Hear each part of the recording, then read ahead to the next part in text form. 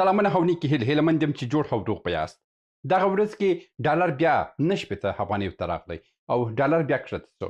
نن پر دغه موضوع باندې خبرې کوو چې د ډالر کښته کېدل او پورته کېدل د افغانستان اقتصاد ملا ولې ماتوي؟ څومره د افغانستان اقتصادي بنسټ ته دوی ضربه رسولی سي؟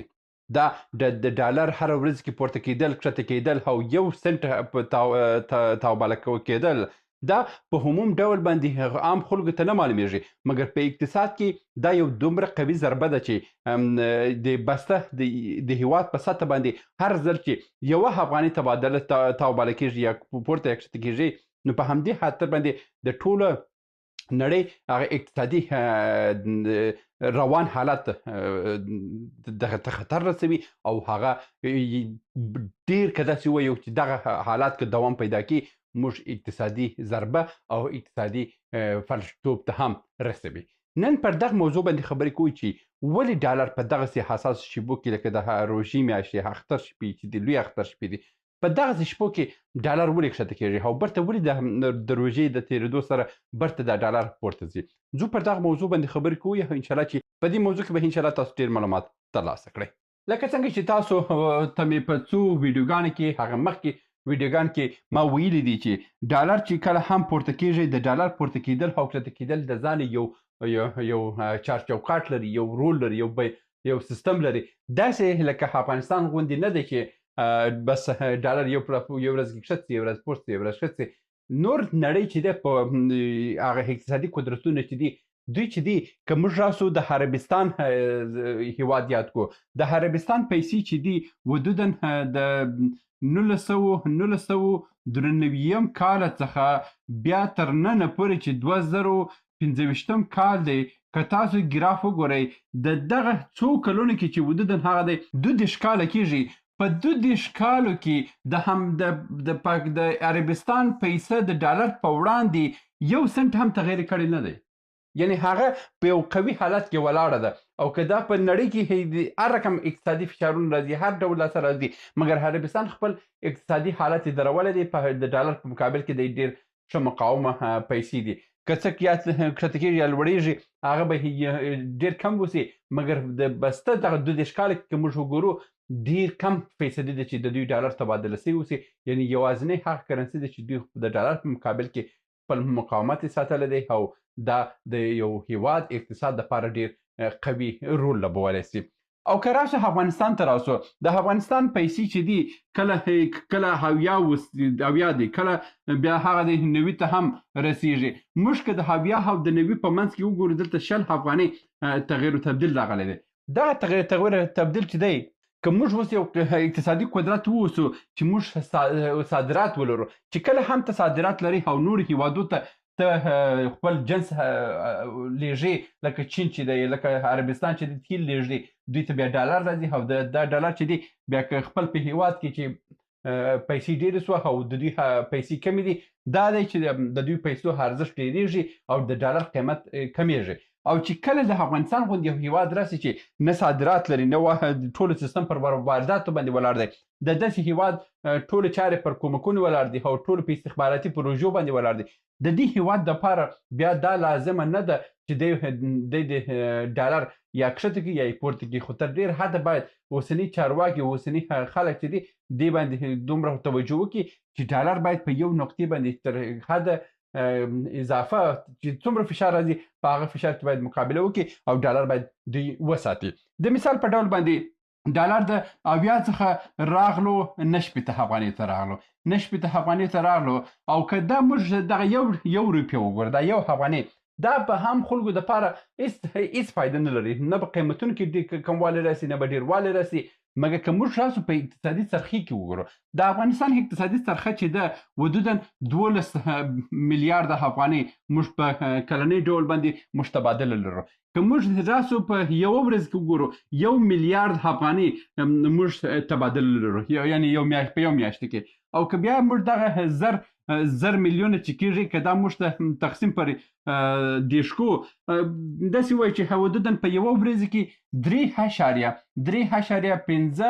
3.5 تر 500 میلیونه افغانۍ موږ په یوې ورځ کې، یعنې 500 میلیونه افغانۍ چې ده دا په یوه ورځ کې د مارکیټ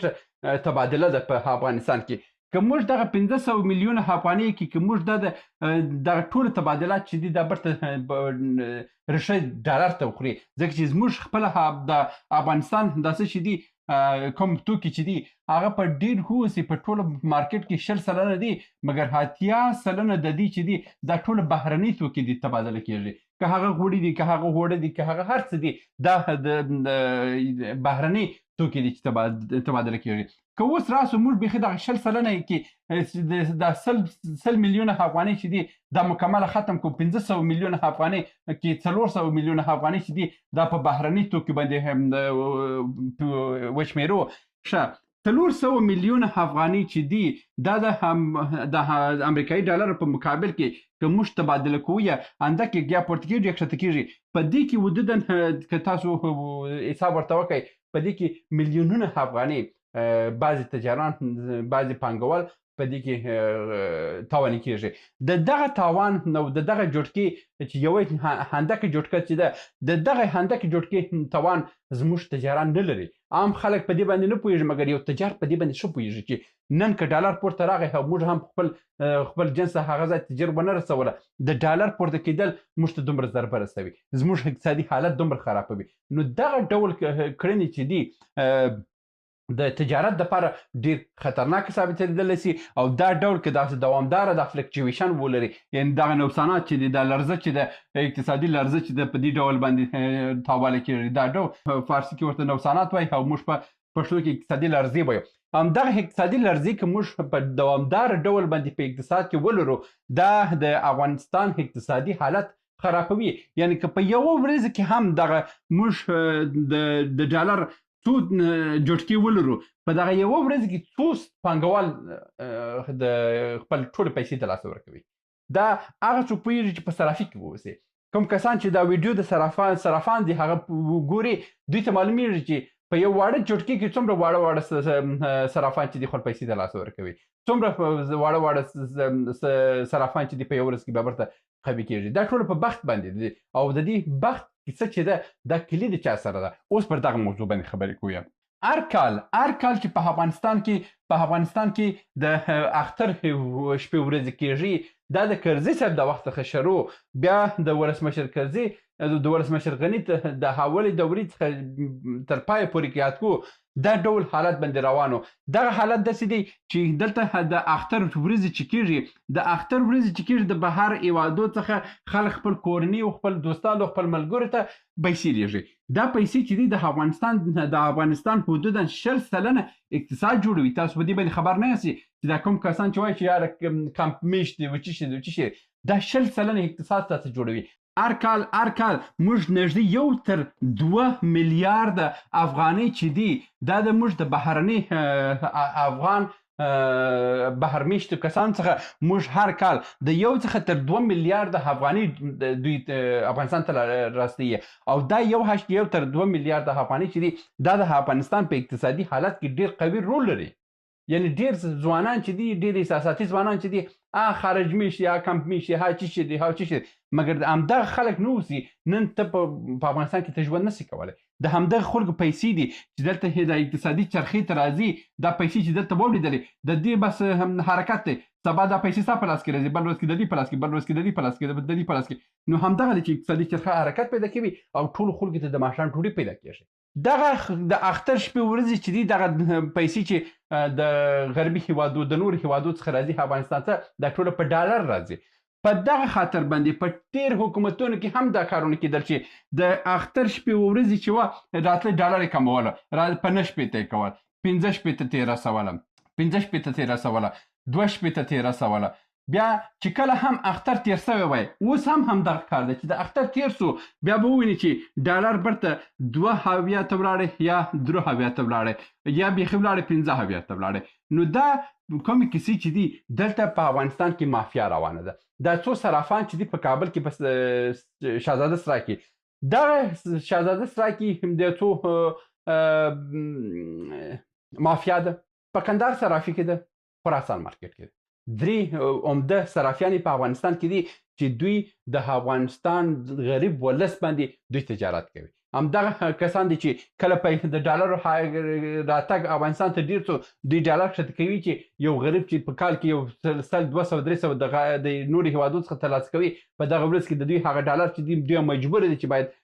دوی مصرف کړي او هغه پیسې ځینې اخلي خو چې کله هغه تیر سو بیا برته دغه پیسې 2 اویاتې واستوي 15 اویاتې واستوي اتیاتې برته ورسوي او دوی برته همدغه ډالر چې د ولس بیچاره څخه په نه شپېته اخیسته دي بل ځلې برته پر ولس بیچاره باندې په 15 اویا او پر اتیا باندې دا حسابوي دا یو دا لومړی کال نه دی چې موږ په دغه ډول باندې هر کال همدغه سلسله روانه ده هلته په حکومتو کې که اوسني حاکمان دي په دوی کې همدغه مفسده کسان شته په د دې چارو سره شریک دي که جمهوریت کې هم دا خلک خپل قدرت یې درلود په ارګ کې درلودل په مالي وزارت کې درلود په اقتصاد وزارت کې درلود په امنیتي سکتور کې درلودل دغه ټولو ته د پیسې ورکول کېږي او د مالي فساد دومره قوي مالي مافیا د په شهزاده سرای او خراسان مارکیټ او کندهار په صرافي کې چې د افغانستان د غریب ولس په وینو باندې دوی تجارت کوي نو دا کم پیسې چې مثلا نه شپېته راځي هویت راځي یو هویت راځي 2 هویت راځي دلته یو اقتصاد پوه کس په دې باندې پوهېږي چې دا څومره یو دردناکه کار دی په افغانستان کې او که موږ اوس په هویه باندې موږ پیسې ولرو دوامداره د کلونو موږ په همدغه یو نخر باندې خپل پیسې ولرو موږ اقتصادي حالت ډېر په روان ډول باندې مخ ته ځي او دا چې تبادله وسي ښکته پورته نو په دغه کې ډېر واړه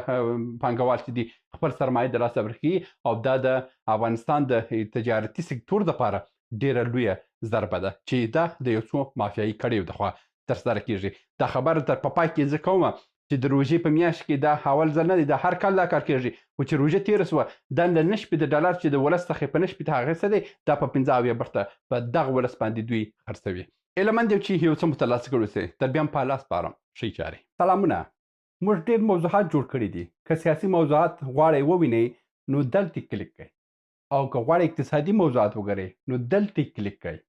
او که غواړئ چې د تل لپاره راسره واوسئ نو دلته کلیک کړئ او چینل سبسکرایب کړئ مننه